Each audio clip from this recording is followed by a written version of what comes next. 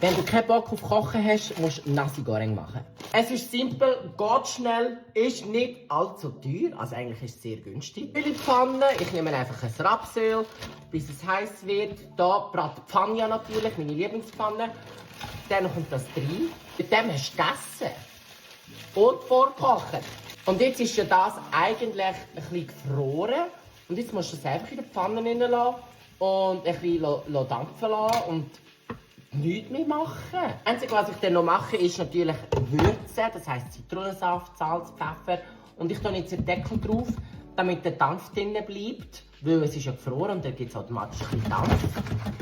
Ich schwöre, ich habe jetzt meinen ganzen Zitronensaft rein da. Also sprich, ich trinke das in einer Woche. Taste-Test.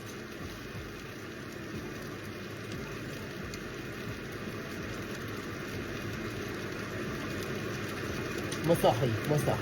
Ich bin ein Würzqueen, das heisst, noch ein bisschen Salz, noch ein bisschen Aromat, noch mehr Pfeffer, irgendeine Gewürzmischung. Ich habe noch irgendein Ingwergewürz, das tun wir auch noch ein bisschen rein.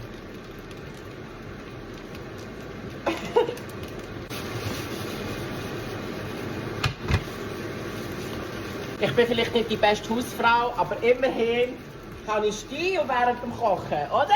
Oder? Yeah. Man kann nicht alles sein, aber ich sehe dafür stylisch aus. Ich weiss, es ist nicht so optimales Schöpfteil, aber ich wollte nicht das zweites brauchen, weil ich wollte nicht abwaschen. Haben wir das Nasi Goreng. Es ist so simpel. Taste-Test. Es ist heiß, aber es ist super. Wirklich, ich liebe es, wenn ihr keinen Bock auf Kochen habt, aber gleich etwas Gutes wollt, wo ja, gesund ist. Es ist zwar TK, darum bin ich vorsichtig mit dieser Aussage, aber es ist gleich super fein. Dann würde ich euch das empfehlen. Der Preis in der Migros ist 3,95 Franken für 750 Gramm. Finde ich okay, weil ich Zeit sparen kann.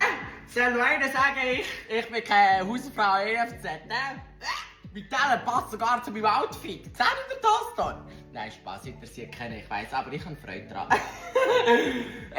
Ja. Viel Spaß beim Kochen.